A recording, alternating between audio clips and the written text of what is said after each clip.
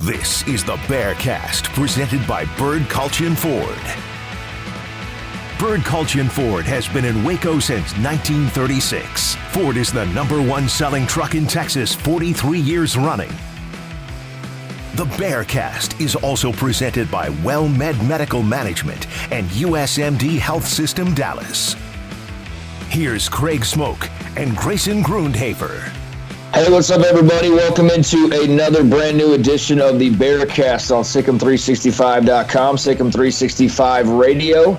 It is fall practice week. That is right. The weeks have gone by slowly but surely, and we have arrived at a point where football season is actually back, and kind of hard to tell given all the talk in college football right now is not necessarily about the upcoming season, but we will be discussing that and all of the talk in college football that continues to occur on a daily basis, the moving parts of realignment and all that goes with that. And Baylor obviously very interested in all the happenings there. But, man, a lot to talk about. NBA draft, some new commits for Baylor football as well. I'm Craig Smoke, SicEm365.com.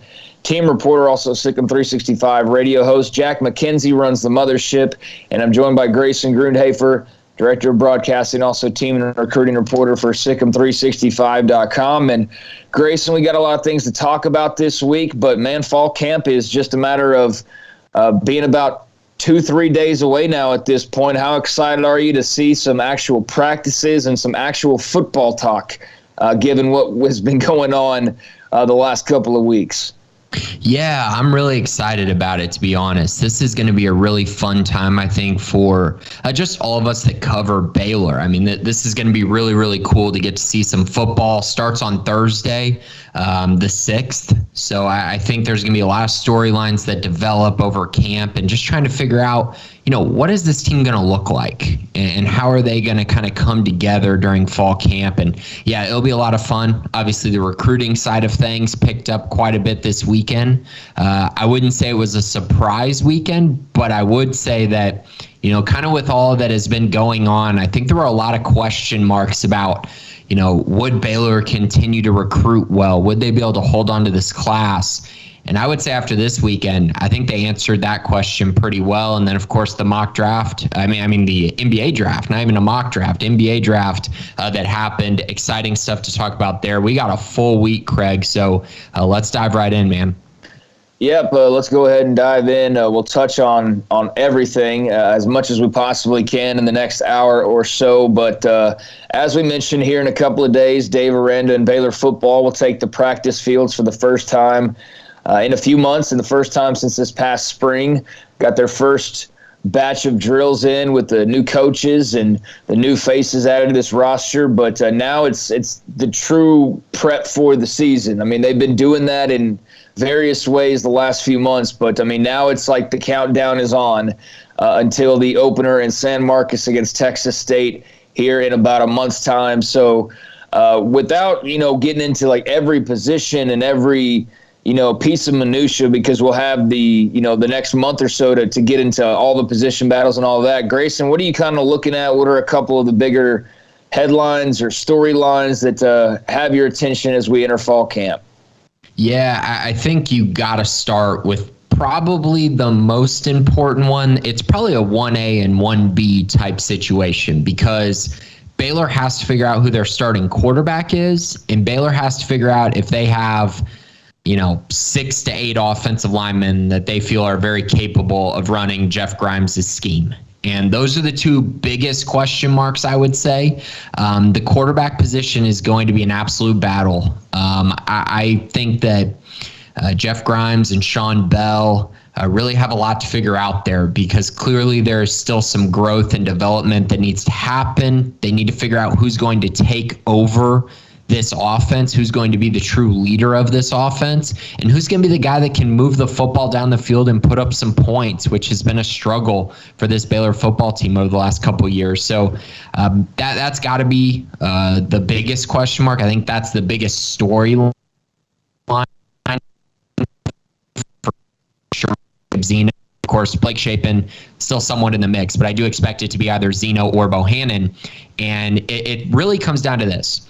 Was spring football, all of spring football, was that the true indicator of the competition, meaning was Jacob Zeno, the better guy? Was he the guy for the job? Or was the spring football game a turning point in which Gary took the lead in the competition and is able to run with it through fall camp? I think that's the biggest question that I have, because Gary played better in the spring game, but all reports and all signs were Jacob was better throughout spring football. So it's really just a matter of, was that performance by Gary and Jacob in the spring game an anomaly, or was it something to definitely monitor throughout fall camp? And I think that's going to really indicate who the starting quarterback is going to be. And we talked a little bit about the offensive line as well, and I'm sure we'll dive deeper into that. But all those oars on the depth chart, I mean, is it a good thing or is it a bad thing?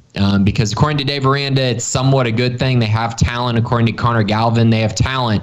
But I'm not so sure, and I need to see it on the field. And obviously, fall camp is a great time for Eric Mateos to really see what he has in that group and if he's got the right guys for the job or not. But you ain't going to be able to fix it. So you got to be able to kind of develop those guys on the fly.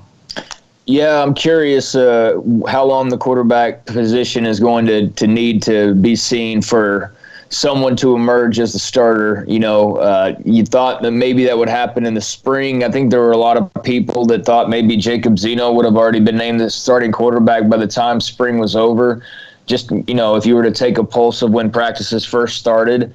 And now, I mean, I don't think anybody really has a clear idea. If you could poll 100 different fans, you'd probably have, 4 different percentages, listed by the guys, because I think it's kind of a crapshoot right now. I mean, I think it's obvious that Kyron Drones isn't going to be the starting quarterback.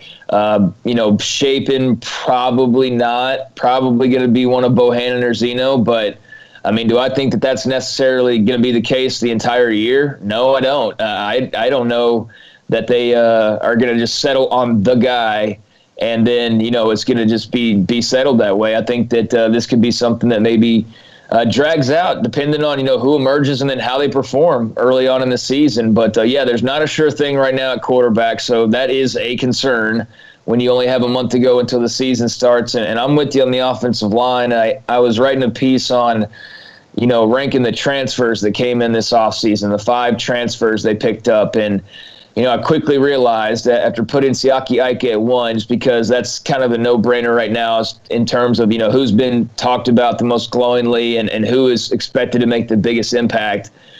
But in terms of impactful transfers, even though I think Drew Estrada probably has a bigger impact, and even though, Hal Presley over time might have a bigger impact, there is no doubt that Jacob Gall and Grant Miller are 2 very important transfers.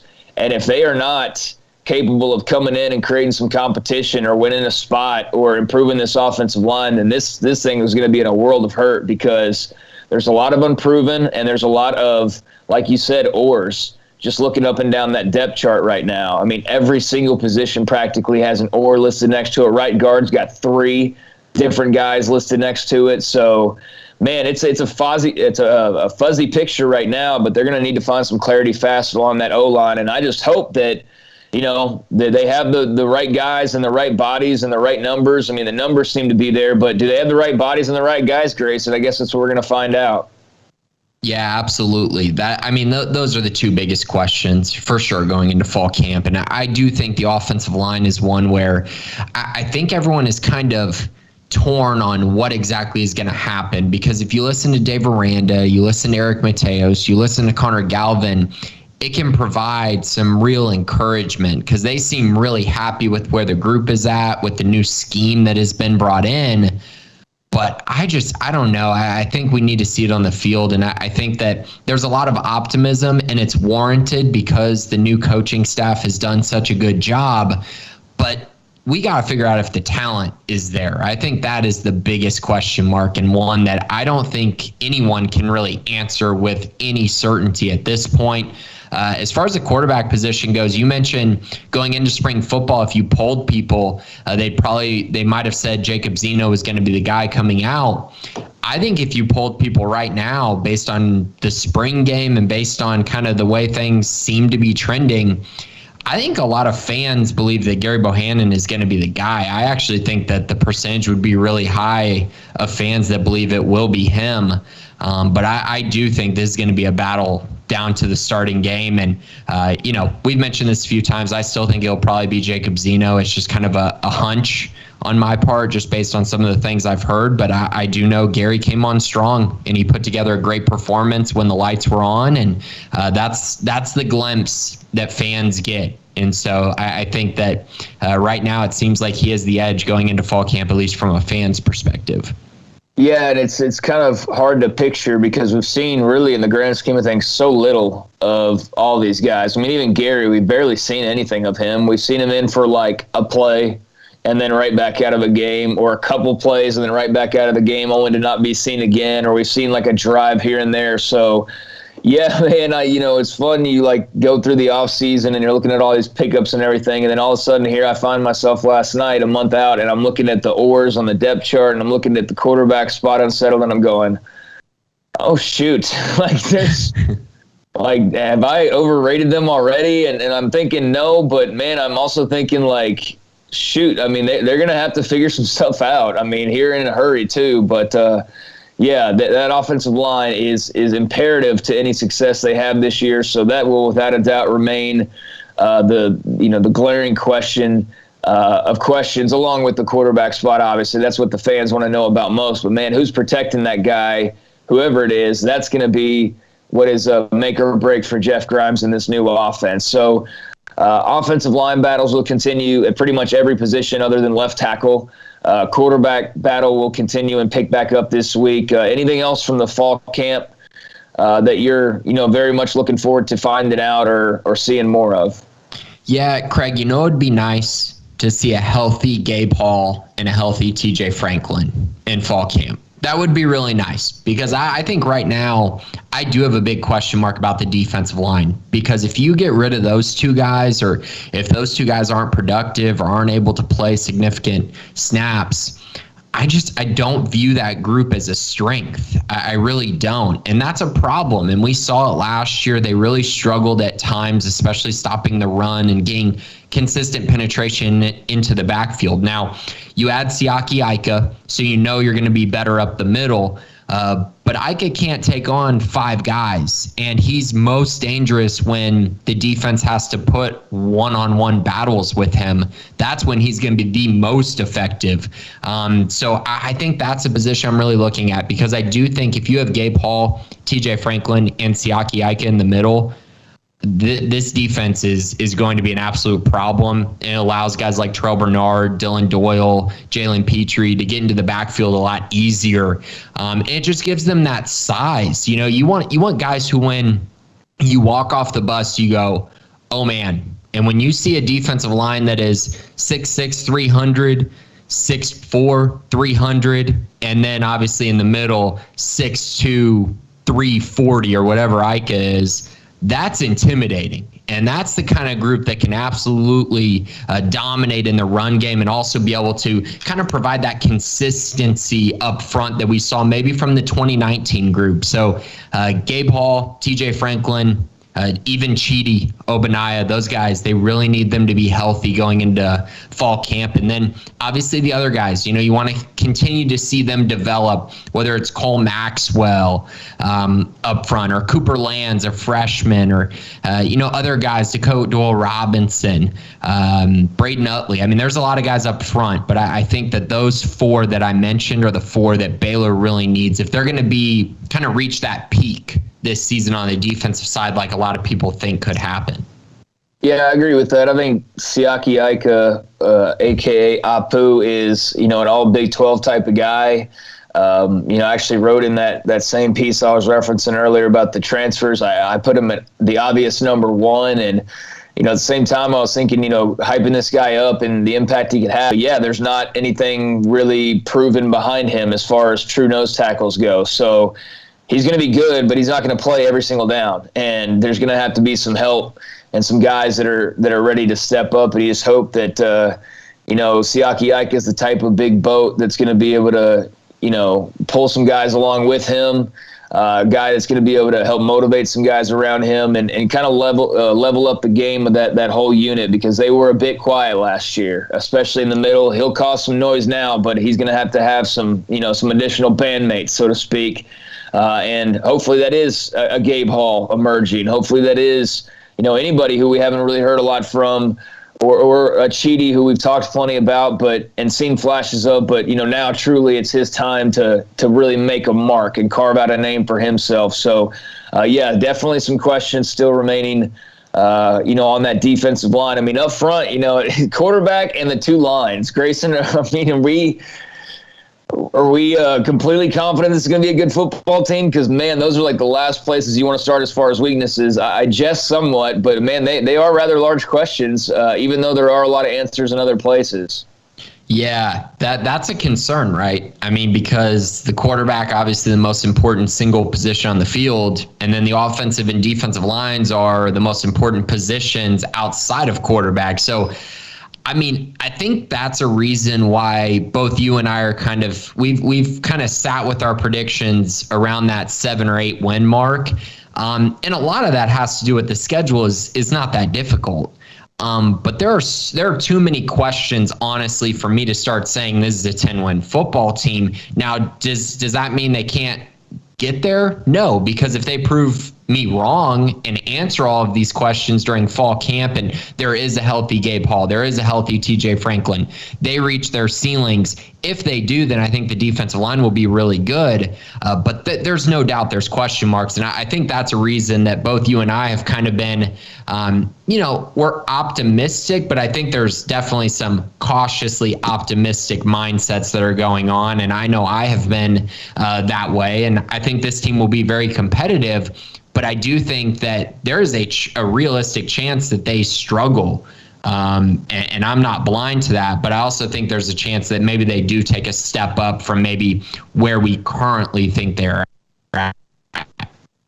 Yeah, I mean, I think even with the question marks, the offensive line should still be better. I think even with the question marks, the defensive line should still be better. So there is that. Quarterback, I don't know about that just yet. I mean, we need to see a lot more and actually see somebody in action, in a game, series after series, finding a rhythm or not finding a rhythm and then moving from there. But, you kind of do have to take a step back and go, whoa, there's a lot that's not known just yet.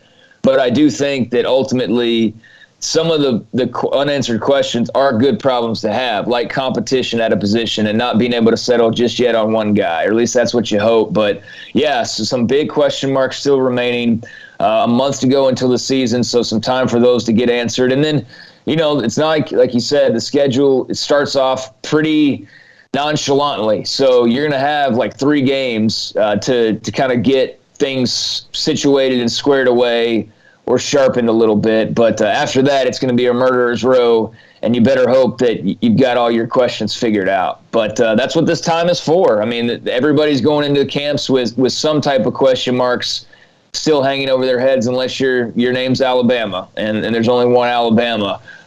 Anything else on fall camp, Grayson? I mean, of course, we're going to talk about it on the radio shows, and you and I will talk about it more in depth on the podcast as we go along here over the next few weeks. But anything else you want to make mention of as far as importance with fall camp opening up? I think those are the biggest storylines, to be honest. Obviously, it's going to be big to see some of the young guys go out there and the new faces go out and really try to, just figure out themselves and what they're going to be, and for us be able to hear more about them and see what they can do on the field. Lifting weights is one thing, but actually going out on the field and doing it and competing is a totally different thing. So I'm very interested in how the recruiting class does with their first fall camp. It's going to be the first one for that 2021 class. So that's exciting. I think the transfers, getting to see them. We didn't get to see a ton of Drew Estrada because of injury, so excited to see that. Jacob Gall, another new guy who's finally going to be put out on the field. And there's a lot of optimism, a lot of new faces, and I think that's probably the biggest, this kind of next biggest thing I'll be looking for outside the ones that we've talked about. But it'll be a fun fall camp, and I'm excited to get things going. This is going to be a really good time, and Dave Aranda and staff, I know, are very, very excited to get to this point. Yeah, but it all starts on Thursday, and remember, we didn't have this time last year either. We didn't have the time to really see too much of a preview or a fall camp because everything was shut down, and there was no media and really nobody knew what the season was going to look like. And at least there's a little bit of a clearer course this time around. So we'll have plenty of discussion up over the next month on fall camp and everything that comes with that. In the meantime, while they are beginning preparations for the actual games themselves, a big piece of the puzzle is recruiting, and recruiting was good for Baylor once again this past weekend. 2 new commits added to the fold, and one of them was Jeremy Patton out of Tenaha High School, coming out of East Texas, had an impressive offer list, the likes of Michigan and Texas and Arkansas and Georgia Tech and Illinois and LSU and Nebraska and OU. And, I mean, the list goes on and on. Very, very impressive batch of offers for Jeremy Patton, and he pulled the trigger this past weekend. One of 2 commits. We'll get to the second one in just a moment. But, Grayson, this is a recruitment you've been following pretty closely for a while now. He was a part of 2 different decisions that were being made kind of around the same time. The other one, Derek Brown, he picked UT, which wasn't a surprise. And, I'm not mad at that one, to be quite frank with you. But what do you think about Patton pulling the trigger for the Bears? Yeah, so everyone kind of thought they were going to be a package deal. There were a lot of tweets, a lot of speculation. I never fully bought into that just because of the simple fact that Patton felt like he was a priority to many schools on his list, whereas Derek Brown, he narrowed it to Texas and Baylor wasn't really pushing for his commitment. Now, obviously, people are going to say, oh, that's just a cop-out because they lost the recruiting battle. But we've been saying that since his official visit, that they weren't really pushing for his commitment. He wasn't a true priority, though they would have taken him in the class. So, again, not really surprised he ended up choosing Texas. Not really surprised that they don't end up going to the same school together. As far as Jeremy Patton goes, though, he was a priority. And he was a guy who, I think at one point, and actually not at one point, still, he was a top 5 recruit for this Baylor staff. Like, since he was offered, he was a guy this staff wanted. They circled and said, we need this guy for our football team. And he was in that top 5 group of guys, along with guys like Jared Kerr, Neto Umeozulu, Alvin Ebosele. There was a group of guys that were up there, and Baylor's done a decent job with that group, and landing Patton really solidifies things, in my opinion, for this class. This is a top 25 class talent-wise. They might not end up like that according to 247 rankings or whatever, but this is a top 25 class talent-wise if it all stays together with the addition of Jeremy Patton. This is absolutely massive for them to not only win this battle, but the timing that they won it is absolutely spectacular. He was going to choose Michigan going into the weekend. There was no doubt about it. He even mentioned it with Smokey the other day, that Michigan was going to be his selection. And so I kind of, my radar was he's going to Michigan. And I mentioned that when I was on the phone with him on Friday. But he woke up on Saturday and had a change of heart. And a big part of it was Brian Nance, the relationship that he built with him. That was huge. Dave Aranda was a big part of his recruitment as well. I would say that kind of the mixture of Dave Aranda's defense, which with the fact that he's really done a great job developing linebackers, was a huge part in his recruitment. I just can't, I don't want to kind of go back too far on saying how big this is. This is huge. I mean, he might be top 3 recruit in this entire class. The fact that they did it with all this speculation about, Texas and Oklahoma, obviously they're going to the SEC, but all the speculation of what could happen to the Big 12, and he still picked Baylor. I think that says a lot as well. Very good athlete, district MVP for 2A football at Tenaha. A guy who did a lot last year. Had 3 rush touchdowns, 6 receiving touchdowns, 120 tackles, 6 forced fumbles, 2 interceptions. He fits in really nicely to Dave Aranda and Ron Roberts' defense.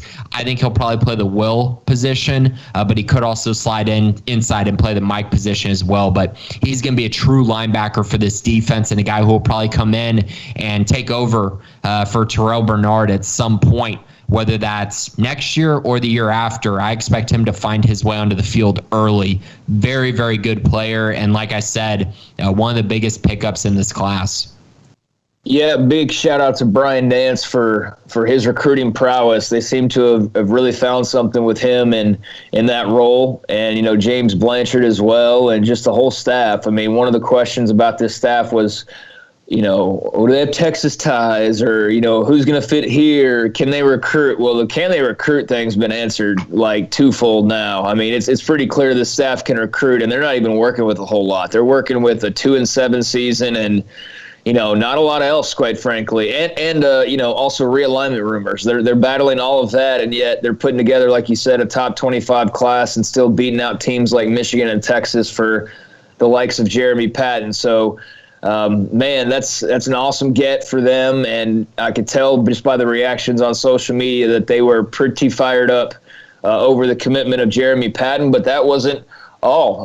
There was another addition to the 2022 class over the weekend. Reggie Bush from Independence High School in Frisco. Reggie Bush II. He has committed to Baylor as well as of this past weekend. Had a couple of offers from the service academies, and it was strange, Grayson, because I saw the Derek Brown commitment, and I was like, okay, see ya. And then I saw the Jeremy Patton commitment. I was like, okay, cool.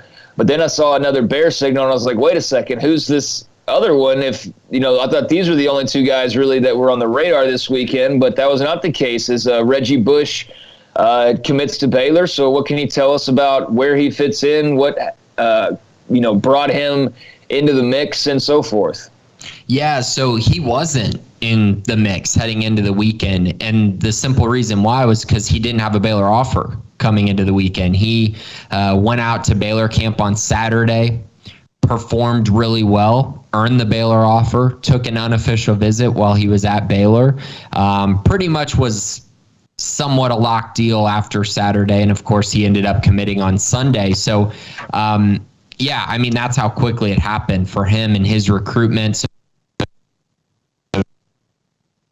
With Curtis been building for a few months, and then obviously heading to camp and being seen by the staff, and they get to see what he could do, and they felt like he was offer worthy. And he ran a 4.56 40 time laser, which is very good, 37-inch vertical, 10'3" broad jump, 4.3 shuttle. So really good testing times. Offers from Tulane, Yale, Air Force, Navy, Colorado State, small schools, group of 5 schools. But ultimately, his recruitment's very interesting, Craig, because he's a running back at Frisco Independence. He also returns kicks, but he doesn't have film of him playing defensive back. And Baylor offered him as a cornerback, but probably one of the smarter things that Reggie did was he posted his spring football highlights, in which he was playing a lot of safety.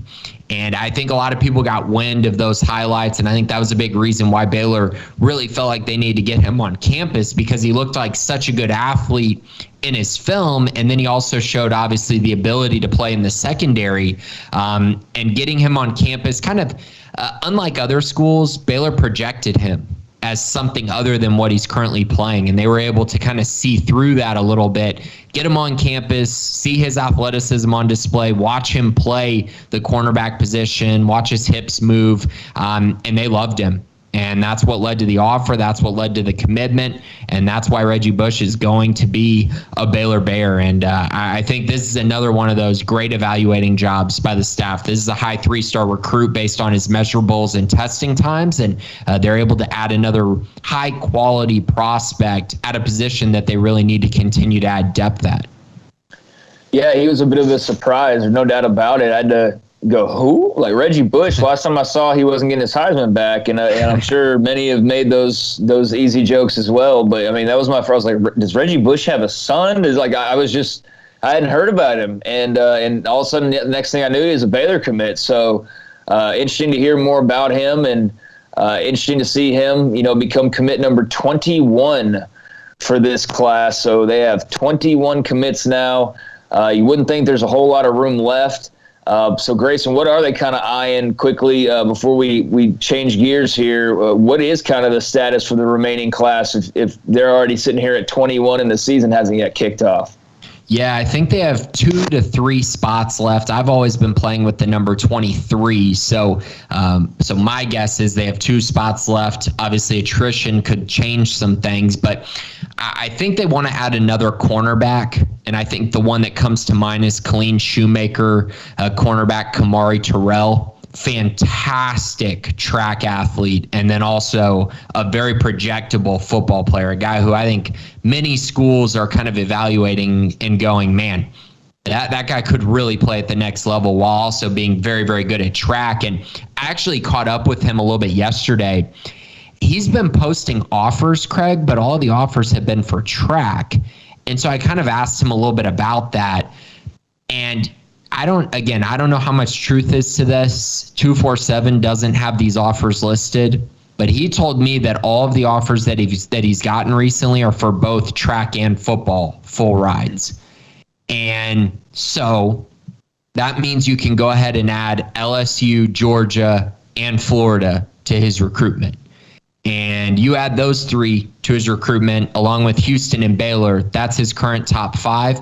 I do believe at this time, based on what he told me, he has football offers from those schools, not just track offers. And if that's the case, that should tell you all you need to know about how highly coveted he is as a prospect. And it wouldn't surprise me if some of those schools are trying to tell him, don't post this offer, just know you have one, or you know what I mean, kind of be coy about it a little bit, or maybe people just haven't asked him. And so he is definitely one to watch. I think he's a priority right now to add to that defensive back group. Kevin Curtis finally getting to add some of his guys to the class. They haven't had many cornerbacks throughout this whole time period, so he's starting to find some guys. So I would put him as kind of in a separate category as one who he's a priority right now. Then you have this big group of guys who Baylor is recruiting extremely hard to fill that best available position or 2. And the names that come to mind are Jaden Gibson, who took an official visit to Baylor. He's out of Florida, probably one of the best 10 to 15 wide receivers in the entire country. So obviously if he wants to commit, you take him. DJ Allen, probably between USC and Baylor, another guy who they would take pretty much no matter what. Calvin Dinkins, who we've talked about a number of times, took an official visit, defensive lineman out of Mississippi. So we'll see kind of what ends up happening there. Neto Umeozulu, they're still looking at, the big offensive lineman out of Allen. And there's a couple more, but that's kind of the group that I'm looking at right now. And who knows, maybe more offers go out throughout the fall. But I do think they're running out of room, and I think there are still some priority guys left who maybe don't fit a position of need, but they do fit a position of a talent upgrade and a best available type. So with a few months to go until the first National Signing Day, before the season's even kicked off, they're nearly filled up for the 2022 class.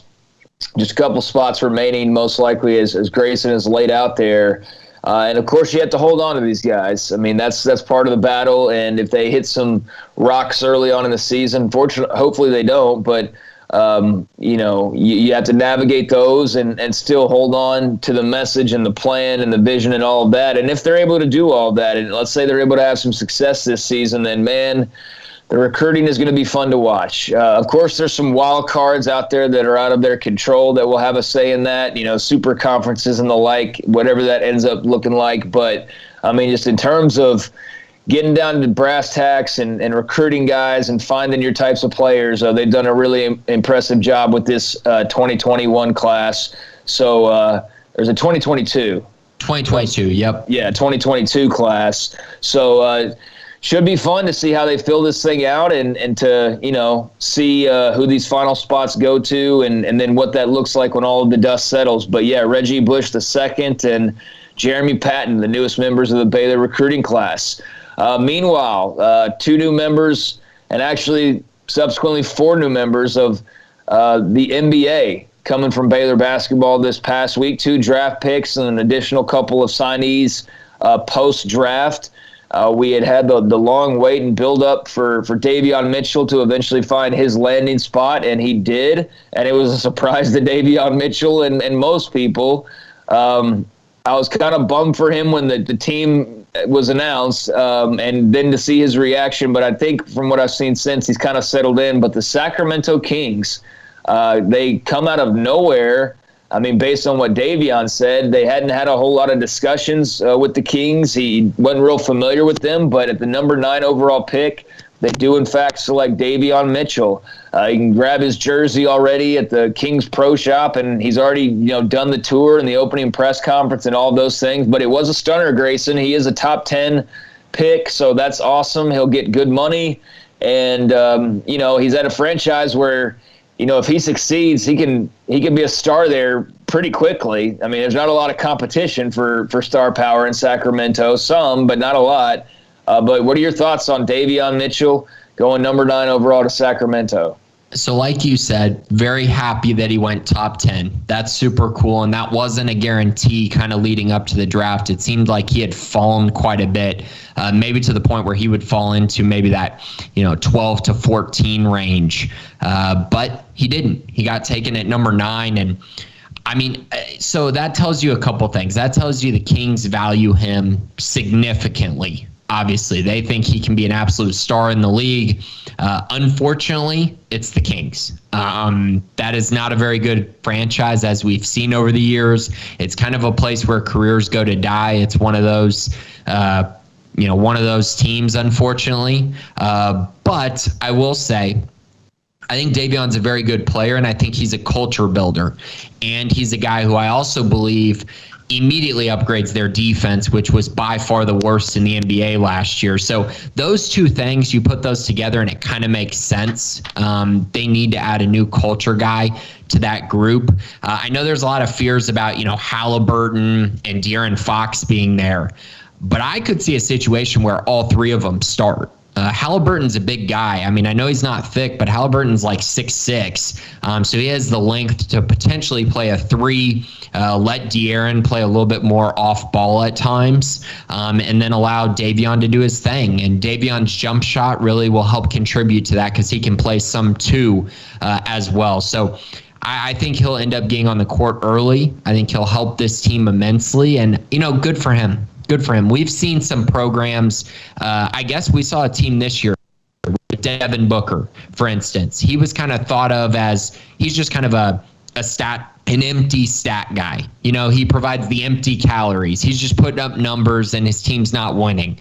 Well, once the team got good, you see him playing and you go, oh man, he's an elite scorer. He's a guy who could be a star in the league. And so we might have to be patient. It might take Davion and the Kings a little while to get to the point where they're, competing for championships, but I do think Davion could put up some really nice numbers. And once the team gets to a point where they're competitive, or if they hit on some free agents or more draft picks, I think he could be a really good player on a very good team. So happy for him. Happy he went top 10, and hopefully he can persevere through what is not a great franchise. Yeah, hopefully he can, inject some positivity and some culture into the Kings, like you said. I mean, it's one thing he definitely carries over from his time at Baylor. And, hey, he's a great player. He's a great teammate, and he's great behind the scenes. And so hopefully that all translates to the NBA really well. And, maybe he becomes a big star in Sacramento, and then he'll, have the world by, the palm of his hand and can pick his destination or his fit down the line. But first things first, he's got to prove he belongs, and I think he'll do that in short order. So, yeah, surprised to get selected by who he did and somewhat where he did. But, hey, you're still a top 10 pick in the NBA. You're, basically a millionaire now, and that's enough motivation to go out there and change that franchise around. But it was a little bit of a wait. That happened pretty quickly. Even though maybe he slid a little bit, a lot of people had eyed that spot with the Warriors a couple picks earlier, but Mitchell still goes top 10, so that worked out well for him. But then there was a long wait until hearing the next Baylor name, and we thought that we'd hear the name Jared Butler in the first round, but that turned out not to be the case. It did turn out that he almost was a first-round pick, but the Jazz just kind of playing their cards, instead of picking him at like number 30, decided to make a trade and ended up getting the player they wanted in Jared Butler, but just doing so a few picks later and adding some more value in the process. He instead goes number 40 overall, second-round draft pick to the Utah Jazz by way of all sorts of different trades. I mean, the way the NBA does the draft is just so dumb. Like, as far as, like, just show us who's picking who. Don't get into all this minutia. and different jersey. Like, just show us who's picking who. I thought it was ridiculous how confusing it got the other night. But alas, when the dust settled, he goes to a very familiar franchise to the Baylor basketball program. Dennis Lindsey's there, Jake Lindsey's there, Royce O'Neal's there. I mean, there have been so many Baylor Jazz connections. And now there's another one, as Jared Butler will be heading to Salt Lake City. Yeah, it was sad to see Jared drop. There were a lot of people that thought he could go as high as 16 to the Oklahoma City Thunder. I mean, and I think, truthfully, talent-wise, he definitely is good enough to be a first-round pick, and I think that's what everyone saw when they were projecting mock drafts. You heard the guys on ESPN talking about how they're surprised he's still on the board, but I do think it was the medical concern, and I do think that some teams just simply crossed him off their board completely and said, we're not going to take him, and that has to make the Utah Jazz very happy, because they just got, in my opinion, the steal of the draft. They got Jared Butler at number 40. I'm sorry, but there are not 40 players in this draft that are better than Jared Butler. Plus, he's only 21 years old, so still has significant room to grow and develop. I think he's a perfect fit for the Jazz. He can come in and provide instant scoring and instant impact to this team that really hit a wall last year. They got to the playoffs, played well, but when Donovan Mitchell got hurt, they had no one to create any offense for the team, and they had no one who could take the scoring pressure off of him as he was kind of hobbled at the end of the series that they lost, I believe, to the Clippers. So, yeah, I think Jared found a perfect fit. I think he's going to play immediately for them, be in kind of that second group, and really provide that playmaking ability. So happy for him. I think he found a great situation. Unfortunate for him, though, he missed out on quite a bit of money being a first-round pick versus second-round pick. And also for Baylor fans, just having to sit there and wait, probably 20 picks later than they thought they would. I know I was in that boat, just like, is he just not going to get drafted, or what's going to happen here? But glad the Jazz took a shot on him, and I think they're going to be very, very happy they did. Yeah, I was mad just because I watched about an hour and a half of the draft that I otherwise would not have cared to. I mean, I really did not care about most of what was going on in that broadcast. I was just waiting on Jared Butler's name to get called after Mitchell had gone off the board. So I learned about a lot of G Leaguers and, just learned that I have no idea who's playing where after watching that, just cluster of a broadcast when it comes to whose pick it actually is. And yeah, that thing needs a revamp, the whole NBA draft presentation, but was excited to see those guys go. And then after the fact, we learn that MACIO Teague has signed a unique contract with the Utah Jazz. So another Baylor connection to the Utah Jazz. It's not, a big guarantee type of deal. It's an opportunity deal is basically what it is. An Exhibit 10 deal is what they call it. And he'll be able to hang around there at Utah, and have an opportunity to try and turn that Exhibit 10 contract into, an eventual regular contract. But he could, potentially play for their summer league team and do all that. And then, of course, Mark Vital also getting an invite to come hang with the Portland Trail Blazers and get a shot with them. So by far, no guarantees for either one of these guys, but it's at least something of an opportunity for these guys potentially to get their door into the NBA. Yeah, and that's all you can ask for. They weren't going to be drafted. We kind of knew that going in, but I think MACIO Teague probably has a better shot at kind of hanging around in the league just because of his scoring ability. If Mark Vital somehow finds a jump shot that he never found in his entire time at Baylor, that would be absolutely a crazy story and would make him a pro.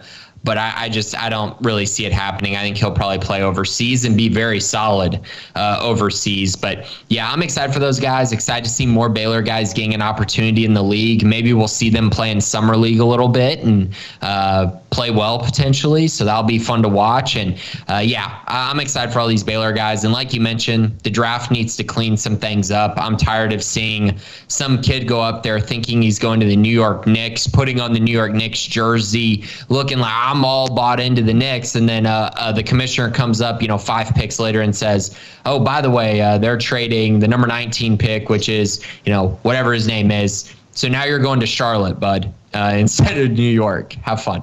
Yeah, and Butler's was particularly crazy because 3 different teams had rights to that pick, and then it finally, I don't know, it was crazy. Like, one team had the pick, and then they traded the rights, but then that team traded the rights, and so it was just like, where is he going? Where is he going? The Pelicans, I think, right? Yeah, it was. Yeah, he was originally, he's going to go home to Louisiana, and I'm like, wow, that's awesome. He's going to the Pelicans, get to play with Zion, and then it's like, no, technically he's actually going. I was like, whatever, just let me know. So he's a member of the Jazz, and I actually love that fit for him. Just wish it would have happened earlier.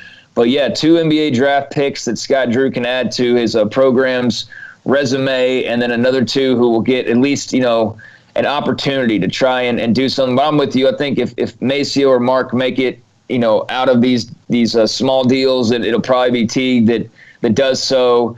And Vital, will probably play some overseas ball or maybe pursue that Cowboys offer, that Jerry Jones had talked to him about, apparently. Who knows? But he'll have options and at least gets to say that he had a chance at the NBA. So big week for Baylor basketball, obviously. And the last couple weeks have been big for realignment talk, that's for sure. And yesterday, the government got involved, and we had hearings down in Austin with people like Baylor AD Mack Rhodes testifying to Texas officials about the University of Texas and their exit from the Big 12 and how that all came about. And Mack Rhodes probably had the line of the day based on social media when talking about, Texas and Oklahoma not thinking enough of themselves as being a reason for why they left the SEC. And he sure ticked off a lot of the right people and got a laugh at a lot of the right people as well because he triggered those who you figure would get triggered by that, and everybody else who's kind of watching this from the outside was like, sick burn, dude, and absolutely deserved. So I loved that from Mack Rhodes. But where we stand now as far as realignment goes is not much changes as a result of yesterday, no matter what Mack Rhodes said or TCU's AD or UT officials or whatever. The latest juicy rumor as far as the Big 12's future goes is from Max Olson and The Athletic. Big 12 Commissioner Bob Bowlesby is meeting with Pac-12 Commissioner George Kliavkov this afternoon or this morning, and they are going to discuss the possibility of a scheduling alliance, the possibility of a merger of the 2 conferences, or other options for the 2 conferences to work together. This is actually the rumor with the Big Ten and the Pac-12 a week ago.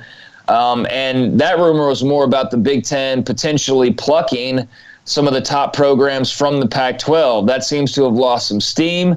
There was even talk of them maybe just doing, instead of, Oregon and USC and UCLA moving to the Big Ten, then perhaps there would be a scheduling alliance.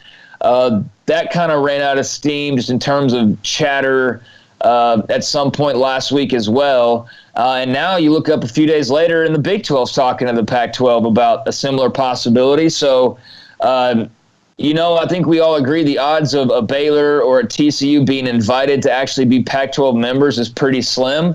So that's one conference you can kind of check off in terms of, potential landing spots. But if the Big 12 is going to stick together like they were saying yesterday, and they're going to wait on this buyout money, and they're going to, work through this grant of rights agreements and all that, a partnership with the Pac-12 is not the worst idea, Grayson. Yeah, so I guess I'll start with that Senate conversation just because I wanted to add one more thing to it. Mack Rhodes had a great comment, but so did the senator who went to TCU, asking about UT's budget, and the UT guys saying, oh, yeah, it's the biggest in the country.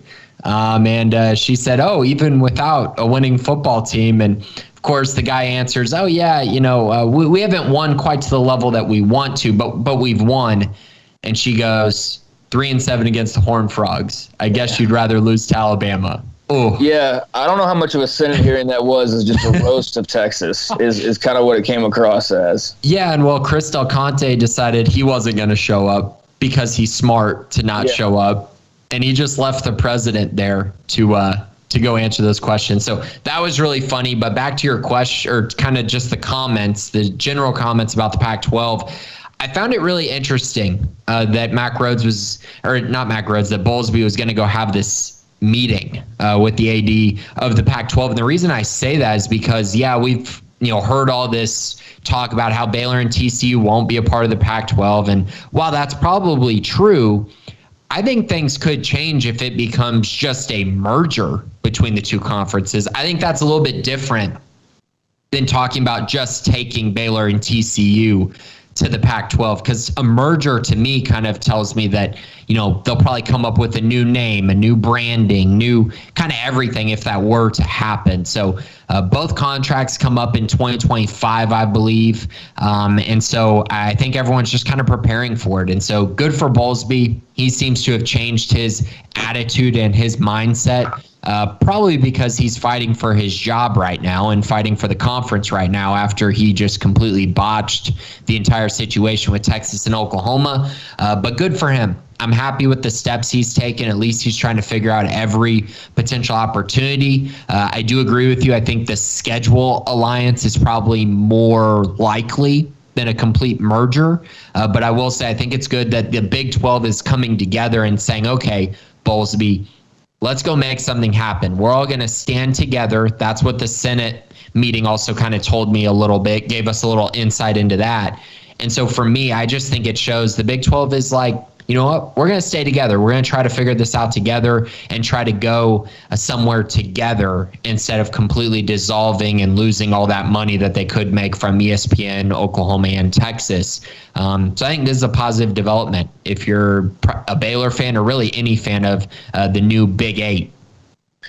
I just wish we had seen this Bob Bowlesby, before the last 2 weeks. Like, where's this guy been? Where's this guy who's like, I'm not taking any blank and we're going to fight? And we're like, where's this dude been the entire time that he's been commissioner of the Big 12? That's my one major issue with this whole thing is this is what you should have been doing all along.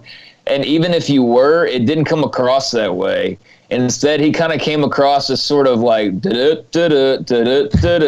whatever. And, who cares that I didn't pick somebody to represent us in the college football playoff originally? And, like, it's just like there's no doubt. And he knows better than anybody. There's been some missteps, and no one was more embarrassed by the whole Texas OU thing than Bob Bowlesby. I mean, he was completely blindsided, and there was no excuse for it, really, except for the fact that it was clearly and intentionally hidden from him and other people. So I can't blame him all the way for being surprised because this was clearly a very small circle of people that were made aware of what was going on. But he does look dumb. And so I've loved seeing kind of this fire from him. I don't think he's some pushover type of guy, believe it or not. Like, if you're around him, you kind of pick up on his personality. Like, I can see where he's had his battles before. You know what I mean?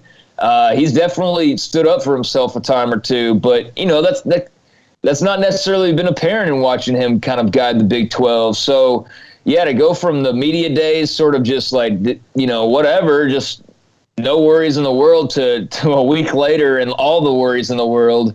And then to see some of his comments, I've loved it. I found it interesting. And I just wish he would have been like this a lot sooner. But, the Pac-12 thing is interesting. I don't know that we'd see like an outright, brand new conference, like a phoenix rising out of the ashes, but maybe there is a little bit of rising out of the ashes for the Big 12 conference as a result of this. So I'm very interested to hear more about, the conversation that takes place today with Bowlesby and Kliavkoff and to see where other conversations might take them. I mean, I don't think any Big 10 alliances in the future. I think, that's a conference that's kind of got to go the SEC route probably, but certainly not bad to be having, a little bit of conversation about some other possibilities with the future as murky as it is based on the last week or so. But I thought Mack Rhoades handled himself pretty well. Definitely had the line of the hearings, that's for sure. And, also mentioned like, hey, this affects our projects like the basketball arena. And I saw a bunch of people go, well, why is that? They got a $100 million donation like a few months ago. Well, that wasn't for just the basketball arena. That was like the Give Light campaign, which is $1 billion+. That was a portion of that $1 billion+ that they've been raising, with a certain amount of that certainly going to the arena. But it wasn't outright like, hey, here's $100 million for only the arena. So that's where that comes into play. Not to mention when you're putting into account the cost and things like that moving forward and the money you're going to be making, you're relying on what you expect you're going to be getting from the Big 12 for the next 5 years, which is $30-something million. And seeing as how they've had some growth the last couple of years, probably approaching 40, something like that by 2024. So, yeah, all of a sudden you have to take that out of the accounting book, and you're like, wait a second. So we have not had the opportunity to talk to Mack Rhoades. We're expecting to be able to do that sooner rather than later, and I look forward to being able to do that. As a matter of fact, it looks like we're supposed to get him today on the show. So interested to hear what Mack Rhoades has to say about all that's going on in college football realignment, but still a lot of dust left to settle, that's for sure. All right, we've covered 2 new recruits, realignment, 2 new NBA draft picks, and the start of fall camp. Grayson, anything before we get into some questions here? Yeah, let's knock out the mailbag, and hopefully, like you said, that Mack Rhoades can kind of feel better about the basketball arena once Bowlesby turns his focus to giving Baylor their $36 million that they owe them. That would help. That would help, although I don't know if he's going to be asking him for that at the moment, because bigger things to deal with. Yeah, that always seems to be the case, though. At some point, there's going to always be something in the way, and you're eventually just going to have to ask, but definitely not right now. That's not the time to do it. But we'll start off with Bryce B. If the Big A remains intact, where does that put the conference? Where do they go from there? Adding other schools adds no value to the already fractured league. I mean, even if you absorb the other small AAC schools, that adds no real money value, right? It would become your money split would be diluted, or am I incorrect? I guess my real question here is realistic expectations, not, thank the Pac-12s and SECs for saving us, but real life expectations. Thank you, Bryce. Yeah, I mean, I broke down I have a couple different scenarios in my head. As far as the I'm interested in, who are, group of 5 schools, are Cincinnati, UCF, BYU, USF. I have no interest in adding Houston and SMU. There's no reason to cut into the Texas pie at all. So those would be the 4 I would be interested in if you're going to add teams from group of 5 level. Now, as far as kind of the other options, the Pac-12 merger would be interesting to me if that was actually a something that could happen. But kind of looking out through the landscape of college football, I think these other conferences might be on the move. So let's just say theoretically, the Big Ten takes Oregon, USC, UCLA, Cal, Washington, Stanford. And then the SEC takes Clemson, Florida State, Notre Dame, and Miami. Now, that's a big reach. Notre Dame, don't know if they would do that. Why would Notre Dame just go to the ACC or the Big Ten? But in this scenario, they wouldn't go to the ACC because obviously the ACC is losing teams. So then Big 12 could add kind of this jumble of schools: Utah, Colorado, Arizona, Arizona State, North Carolina, Duke, Louisville, Virginia. And that would give you kind of your number that you would need to be a quote-unquote super conference. There's a lot of value with those schools, especially on the basketball side of things. You'd turn into a true basketball conference while also being very competitive in football as well. Now, those are long shots for sure, but I do think that there's a situation where the Big Ten and the SEC start absorbing more and more schools each year, and the Big 12 is just going to have to hit an opportune time where they're able to catch schools that want to leave their Power 5 conference, and I think this would be a way to do it. But again, all those might be long shots, but I do think there's some realistic situation where there's a lot more left in this realignment situation than just Texas and Oklahoma leaving. Yeah, Bryce, I mean, to answer your question, nobody really knows. Like, there's no right answer here. I mean, it's all up in the air and a total crapshoot as to what happens next. I mean, until we see what the follow-up move is to Oklahoma and Texas, then it's impossible to know. If everybody just stays pat, well, then you're likely getting into the scheduling alliances. But if there is an out of nowhere, like, all of a sudden Notre Dame decides, like, yeah, we're going to join a conference, well, then that like has a massive shockwave throughout college football. But the odds are they're probably not going to do that. The other thing is the ACC schools are locked down until 2036, that grant of rights agreement. Everybody else is up in like the next couple of years, or at least by 2024, 25. They're not till 2036. So those schools would have to pay the same types of buyouts we're talking about with Oklahoma and Texas. They want to make, so there's just one move causes 5 other moves. And so it's impossible to say right now, but Baylor's best bet is sticking together with the 7 other schools, riding this grantor rights agreement out, collecting some buyout money. And, you might look up now and say, well, they're not going to have anywhere to land. What point does that money matter? Well, they will have somewhere to play, and that money matters a great deal in just operating the football program. So who's to say that they don't ride this out, collect a big check from Oklahoma and Texas, and then by the time the grantor rights comes up, like Amazon's in the game, and they're sitting there, and they've got, everything could be different in a year, much less in 4. So too soon to say, but I think they have options. They're not dead in the water. But what those options are, I think you could kind of throw a dart right now and land in a million different places and have a sense of some truth to it. But it's a very foggy crystal ball right now. So just stay tuned and see what the next movements are. Thank you for the question. C. Mitness, if you could add one former non-quarterback Baylor player to this year's team, who would it be and why? For me, it's I don't even know if it's a tie, but it's very close between Spencer Drango and James Lynch. Those are the 2 that's very close for me and it kind of all comes down to fit. I know James Lynch fits the scheme that Baylor is currently running. I don't know if Spencer Drango fits the scheme, but he was such a good offensive lineman. I would think that he would.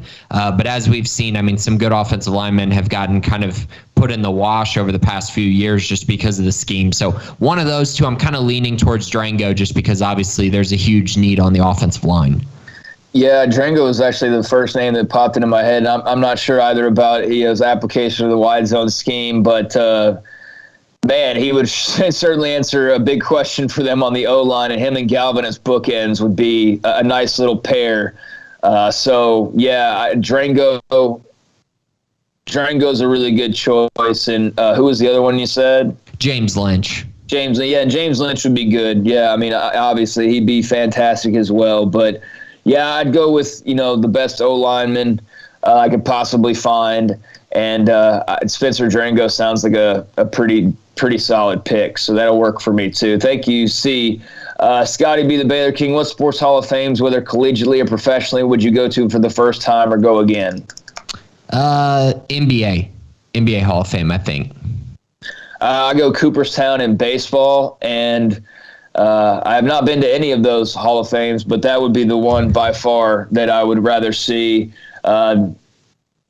And not really a desire to go to Cooperstown, but that would make me want to go to Cooperstown and check it out. I've heard a lot of people that have gone up there and have had a good time. So thanks, Scotty. Alpha Needle, given the current state of the Big 12 and uncertainty of where we end up, what is the sales pitch of our coaching staff to current commits and new recruits? Yeah, there is no sales pitch right now as far as talking about the future of the Big 12. This is really a situation where Baylor is saying, you have to be committed to Baylor, and you have to trust that this is all in God's hands and that this is going to work going forward. And that's what they're doing right now, because no one has an exact answer. No one can predict the future. And they're also not going to lie to recruits and tell them, oh, we're going to be in this conference or whatnot. No one really knows. So really the sales pitch is, this is Baylor. You're committing to this staff. You're committing to this program. You're committing to this school. And if it's the right fit for you, if it feels like home for you, then what does it matter what's going on with all these other schools and with the uncertainty of conference alignment? I think that's really the pitch that it has to be right now. And that's pretty much the main pitch that is going on, because I've talked to a lot of the commits, and right now they haven't gotten a whole lot of specifics from the Baylor football staff. And that's because even Mack Rhodes can't really give specifics on what is going to end up happening. Yeah, no one knows for sure. And even Texas and Oklahoma are, we're going to be here till 24-25. And we're like, yeah, okay. So, I don't believe a whole lot of anything that I'm hearing. So it's hard to predict. Thank you, Alpha B. Bear in Arkansas. Did you watch the Texas Senate hearing? Didn't watch it. Saw the highlights, saw the quotes. I was definitely not going to sit through that whole thing. So I'm glad that reporters, were there on scene to to document it all. But Grayson, did you check it out? No, I was the same as you. I caught all the recaps and watched some videos and saw the quotes, and that was pretty much it, but got a lot of insight from it. So yeah, I mean, plenty of new news coming from that Senate hearing, and it was fun to hear from Mack Rhoades because it had been a while. Yes. Coach DeBroker, are there any positives with recruits at OU and UT are going to the SEC? Recruits wanting to stay closer to home, thinking Texas might struggle, etc. True. There aren't really any positives. I did a little bit of a study on this, but A&M, before they went to the Big 12, had 0 top 15 finishes in the 4 years before they left the Big 12. Since leaving the Big 12, which was 9 years ago, I guess, they have had 7 of those, including 2 top 5 finishes, and they'll probably have another top 5 finish this year, recruiting-wise. My whole point of that is this is going to open up a lot of doors for Oklahoma and Texas. Kids love the SEC. I mean, it just is what it is. There's this stereotype that it's the best conference in all college football, and it's a true one, unfortunately. And adding Texas and Oklahoma only helps that narrative drive home even more. So there's not a lot of advantages, but I will say I think there is one positive to look at if you're a Baylor fan, and that is that maybe, just maybe, Oklahoma and Texas will continue to broaden their national reach and maybe kind of forget about Texas a little bit. But at the end of the day, their recruiting classes are always going to have a lot of Texas kids in it, a lot of the top talent in Texas, and they'll probably have an easier time landing those type of players while also being able to go out of the state and compete better in places like Florida, North Carolina, South Carolina, Georgia for recruits. And I think that's where they'll see the biggest positives. But no, there aren't a whole lot on Baylor's end. Yeah, I mean, you'd like to list off a lot of things, but the fact of the matter is that there's a lot of positives to this for Oklahoma and Texas. So I could see maybe if they both go in there and get their heads kicked around, that that could have some slight impact of just a lack of success leading people to not want to go there. But even then, like, guys go to Vandy just to play in the SEC. You know what I mean? Like, so there's that pull of the conference, and obviously OU and Texas are big brands. So yeah, not a lot of positives, but I think Grayson pointed out a couple areas where on occasion it might work in schools like Baylor's favor. A couple more here. The design strategist. If I'm the ACC or Pac-12 in 2 years looking at adding teams in my conference, and you're Baylor, what's your sales pitch to me? I think the first place you have to start is if you're saying in 2 years, that means Baylor will probably have some of the newest facilities in the country with a basketball arena, a new football ops arena, a football stadium that was built in 2014. Having all those resources available makes them very competitive with a lot of the schools in the entire country. Very competitive in sports, very good at football, despite having 4 different football coaches in a 7-year period. It would be 9 years, so maybe Dave Aranda will still be there in 2 years and be very good, but lots of different coaches, yet still championship in basketball. Those are the 2 most important sports. Baylor's shown a lot of consistency in those areas over the past 10 years. And then the other one I would point to is Big 12 championships. Once Texas and Oklahoma leave, Baylor will have the most Big 12 championships in the entire conference. Oklahoma State is sitting at second at 84. Baylor's at 88. The next closest after that is Kansas with 41 Big 12 championships. Texas has 194. So they're leaving. Oklahoma's tied with Baylor at 88. They're leaving. So in 2 years, Baylor should be sitting at the top point. So it just shows consistency in a lot of sports, a commitment to being very good in athletics, and also Baylor's very good academically. Yeah, I think you laid it out there. If not for just the size of the school or just some of the problematic things that have taken place, I mean, I don't think there would be really any knocks on Baylor. But, it is a smaller school. It is a Christian institution, and there have been some bad headlines.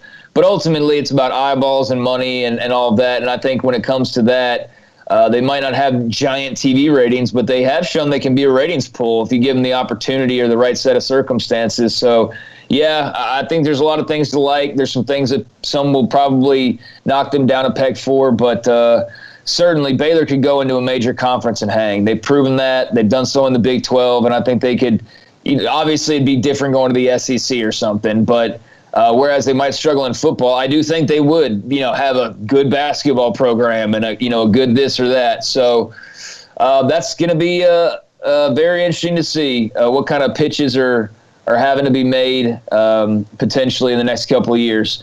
And also from the design strategist, I've seen content day picks on social media with football players keeping single digits from last year. Are we continuing the single digit tradition? If so, we confirm that all players retain their digits from last year. And who do you think the available single digits are going to this fall? It appears to me, Grayson, that maybe that practice is out of order now. Are guys just they're the numbers that they are? I'm fine either way with it, quite frankly, at this stage. But what do you think? Is single digit still going to be a big tradition or something?